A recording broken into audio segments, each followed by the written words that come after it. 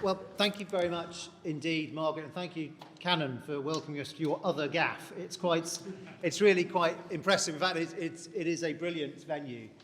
Not only is it beautiful, it's also, if I might say, a very reflective and inspirational venue and a very appropriate place to consider some of these big questions that we have before us. I also want to thank Margaret and Kevin Hollinrake, who is here somewhere, and others. There you are.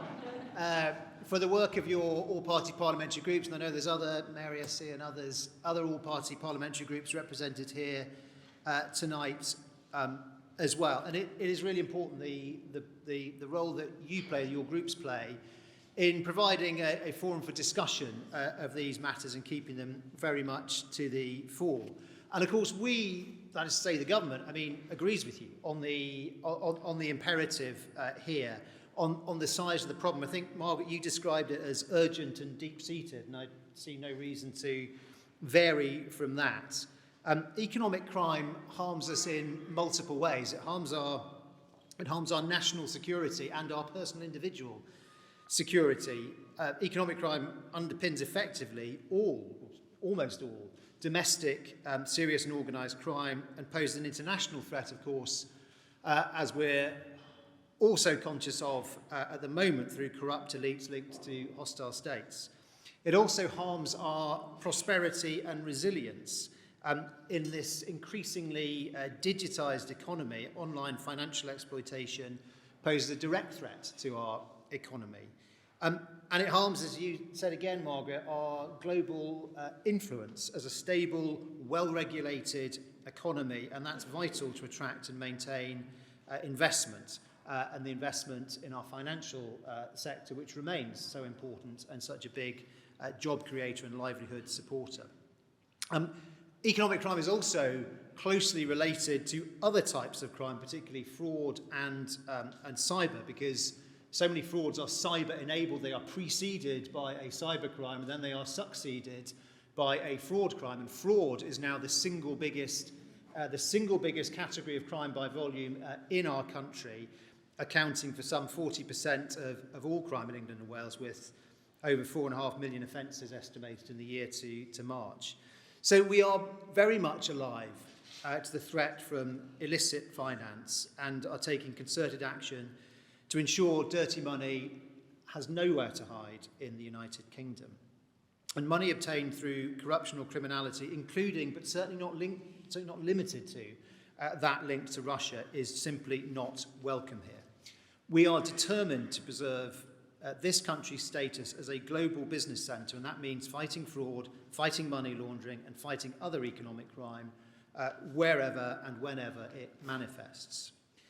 We share with you the objective in wanting to tackle this complex problem while ensuring that legitimate businesses can continue to thrive, and the need always to strike a balance against onerous requirements on business.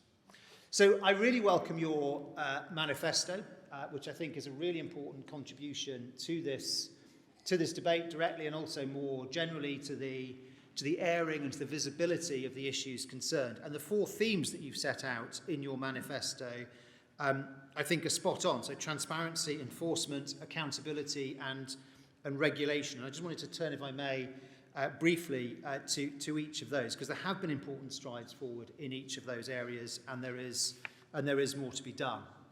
So firstly, on improving transparency through measures like the introduction of the People with Significant Control Register in 2016, which now has more than 5.5 million names of people with significant control over UK registered companies.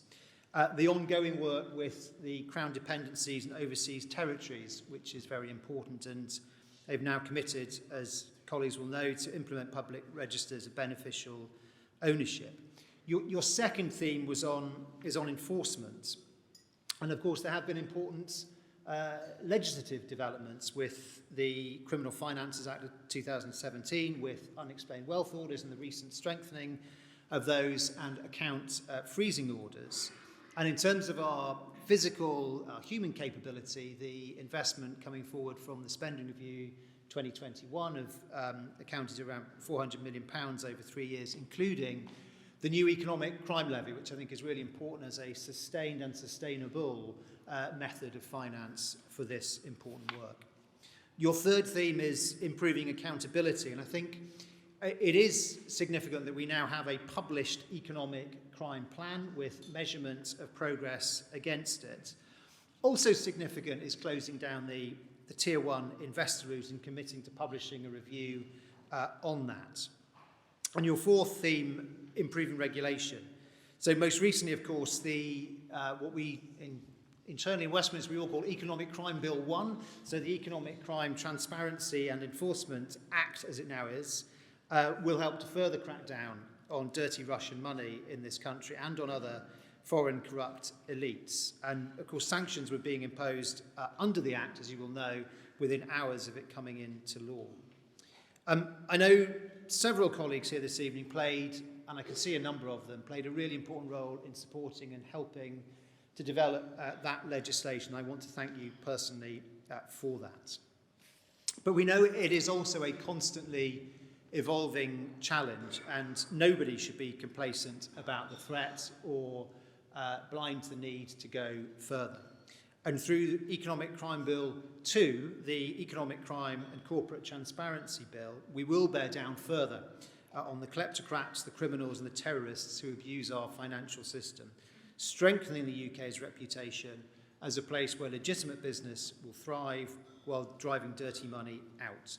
The bill, as many of you will know, will include major reforms to Companies House, reforms to prevent abuse of limited partnerships, additional powers to be able to seize crypto assets, which of course is such a growing part of this problem, and giving businesses more confidence in sharing information for the purposes of tackling economic crime. The measures are designed to tackle economic crime, protect our national security and support enterprise, further strengthening transparency and enforcement measures. It's also worth emphasising that legislation is only one part of it. Government and law enforcement are only one part of the answer. And it's so good to see here so many people from industry, from the financial sector and from other parts of industry, as well as regulatory bodies, because it's the partnerships that make such a difference, partnerships both within and between the public and private sectors. And I look forward to continuing to work together to bear down on this awful category of crime. So let me finish by thanking once again everybody who's been involved with these all-party parliamentary groups, and particularly with the production of these manifestos and your continuing engagement with government and policymaker in pursuit of our shared end goal. Thank you.